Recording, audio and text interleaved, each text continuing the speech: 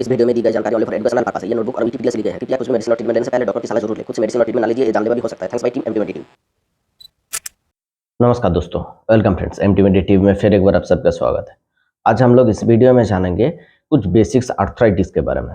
जानेंगे कितने प्रकार के आर्थराइटिस बेसिक में आपको देखने को मिलता है, यानी डेली लाइफ में आपको बहुत ज़्यादा आर्थराइटिस देखने को मिल सकता है। वो क्या है, सहज में देखने को मिलता है। ज़्यादातर लोगों को इस आर्थराइटिस के प्रॉब्लम होता है। वो कॉमन बेसिक्स आर्थराइटिस क्या है, इसके कारण क्या है, इसको क्या क्या लक्षण दिखाई देता है होने पर, आज इसके बारे में सब कुछ जानेंगे पूरी डिटेल्स में। पूरी वीडियो के साथ बने रहिए, पूरी जानकारी लीजिए, क्योंकि आधा अधूरा जानकारी जानलेवा भी हो सकता है।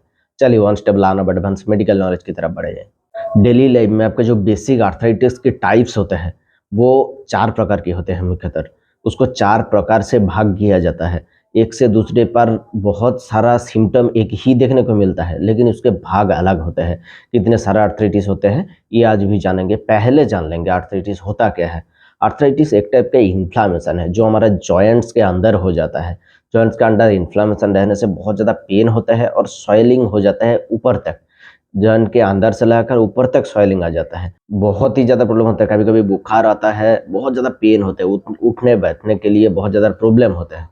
उसी सिचुएशन को आर्थराइटिस कहा जाता है। आर्थराइटिस के 4 प्रकार में से सबसे पहले ज़्यादा देखने को जो मिलता है वो है आरए, यानी रिमोटॉइड आर्थराइटिस। इसको शॉर्ट फॉर्म में आरए कहा जाता है। रिमोटॉइड आर्थराइटिस एक ऑटो इम्यून डिजीज के अंदर आते हैं। ऑटो इम्यून डिजीज क्या है, इसके बारे में मैं डिटेल्स के एक वीडियो बनाया। आप मेरे चैनल पेज में जाके देख सकते हो, या मैं डिस्क्रिप्शन बॉक्स में लिंक दे दूंगा, आप जाके देख सकते हो ऑटो इम्यून डिजीज क्या है। आरए यानी रिमोटॉइड आर्थराइटिस एक ऑटो इम्यून डिजीज की श्रेणी में आते हैं। रिमोटॉइड आर्थराइटिस सामान्यतः स्मॉल जॉइंट्स में शुरू होता है, यानी उंगली के जॉइंट्स में, हाथ के उंगली के जॉइंट्स में हो सकता है, पैर की उंगली के जॉइंट्स में हो सकता है। ये स्मॉल जॉइंट से लाकर बढ़ते बढ़ते बिग जॉइंट तक, यानी नी जॉइंट, हिप जॉइंट ऐसे तक पहुंच जाता है। इसके कारण से बहुत ज़्यादा पेन होता है। मॉर्निंग स्टीफनेस रहता है, यानी सुबह उठने के बाद बहुत ज़्यादा स्टीफनेस महसूस होता है, पेन महसूस होता है। वो दर्द लॉन्ग टाइम तक चला जाता है, कम नहीं होते। कुछ पेन किलर्स ले लिए तो अपने कम हो गए, उसके बाद भी और ज़्यादा प्रॉब्लम होते हैं। जॉइंट्स में पेन, इन्फ्लामेशन, रेडनेस, बहुत ज़्यादा प्रॉब्लम होते हैं। इसको रिमोटॉइड आर्थराइटिस कहा जाता है। ये पहला भाग हो गया। दूसरे जो आर्थराइटिस के भाग है वो है ओए, यानी ऑस्टियो आर्थराइटिस। ऑस्टियो आर्थराइटिस में बहुत ज़्यादा प्रॉब्लम होते हैं। वो बिग जॉइंट्स में शुरू होते हैं, यानी नी जॉइंट्स, हिप जॉइंट्स, ऐसे ही बड़ा जॉइंट्स उनमें से शुरू होते हैं। उन जॉइंट्स के अंदर इन्फ्लामेशन, स्वेलिंग आ जाता है।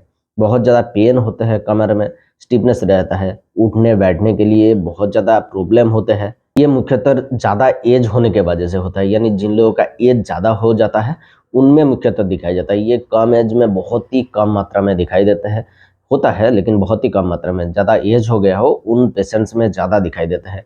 जिन लोगों के एज में 30 से ऊपर चला गया हो उनमें भी हो सकता है, या 50 से ऊपर जाने से ज़्यादा हो सकता है।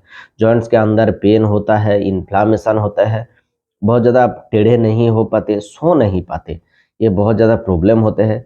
जिन लोग ज़्यादा वर्क लोड लेते थे या एथलीट्स थे या जिनके ओजन ज़्यादा है, उन लोगों में, उन पेशेंट्स में ज़्यादा देखने को मिलता है। इसमें मुख्यतः जॉइंट्स के गैप कम हो जाता है, यानी जो नी जॉइंट है उनके गैप कम हो जाता है। आप पिक्चर में देख सकते हो कैसे नी जॉइंट्स के गैप कम होने से ऑस्टियोआर्थराइटिस हो सकता है। मुख्यतः कारण यही है, गैप कम हो जाने से। और भी बहुत सारा कारण है, अब मैं बताने लगूंगा तो बहुत ज़्यादा वीडियो लंबा हो जाएगा, इसीलिए मैं शॉर्ट फॉर्म में बता रहा हूँ। इसके लिए एक डिटेल्स में वीडियो बना दूंगा, आप कमेंट में सेक्शन में कमेंट कर सकते हो।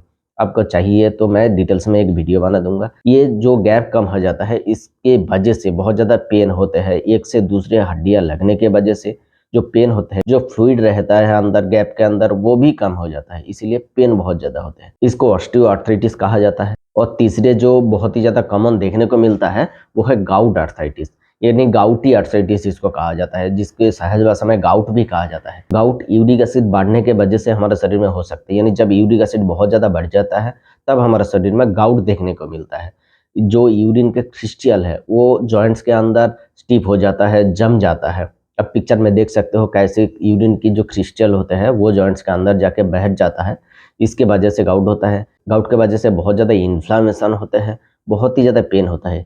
मुख्यतः ये स्मॉल जॉइंट से शुरू होता है, यानी हाथ के उंगलियों के जॉइंट्स में भी हो सकता है, पैर के उंगलियों के जॉइंट्स में भी हो सकता है, कान के आसपास भी हो सकता है। ये सब प्रॉब्लम। इसी प्रॉब्लम के वजह से जॉइंट्स के अंदर इन्फ्लामेशन, रेडनेस, स्वेलिंग तक हो जाता है, जिसके वजह से बहुत ज़्यादा बुखार भी आने लगता है। आपके डॉक्टर के पास जाने से जो यूरिक एसिड कम होने की दवा देते हैं तब ये प्रॉब्लम चला जाता है, और कुछ पेन किलर चलने से ये प्रॉब्लम चला जाता है। लेकिन दूसरे बार जब यूरिक एसिड बढ़ने लगता है ये प्रॉब्लम वापस से आ सकता है। ये बहुत ही ज़्यादा नहीं छोड़ने वाला बीमारी है, ये इसको ही गाउट कहा जाता है। और चौथे जो आर्थराइटिस आते हैं, कॉमन पेशेंट को होते हैं, वो है सोराइटिक आर्थराइटिस। ये नाम आपको सुना सुना लग सकता है। जिनके सोराइसिस की बीमारी है उनको ही सोराइसिस आर्थराइटिस बहुत ज़्यादा होते हैं। हाँ दोस्तों, सोराइसिस एक स्किन की बीमारी है, उसके वजह से ही ये आर्थराइटिस बनता है।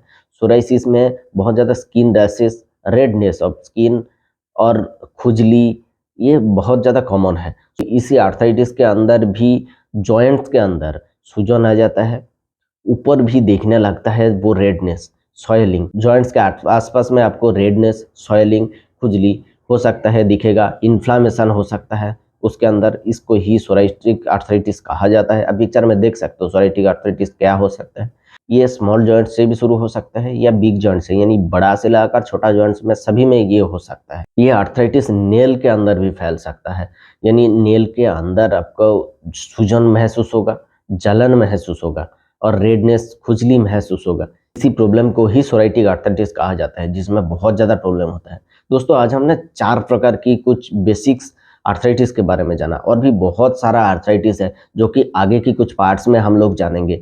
ये जो मुख्यतः जो बेसिक्स इन्फॉर्मेशन था, कॉमन देखने को मिलता है, ये मैंने बताया। और भी दूसरे प्रकार के भी बहुत सारा आर्थराइटिस का आलोचना पाने के लिए, या दूसरे प्रकार के मेडिसिन के जो चर्चा है या कुछ रोग के बारे में जो चर्चा है, मेडिकल रिलेटेड वीडियो है, उसको पाने के लिए हमारे चैनल को जरूर सब्सक्राइब कीजिए। मिलेंगे अगले वीडियो पर, तब तक के लिए सुरक्षित रहिए, अच्छे रहिए, धन्यवाद।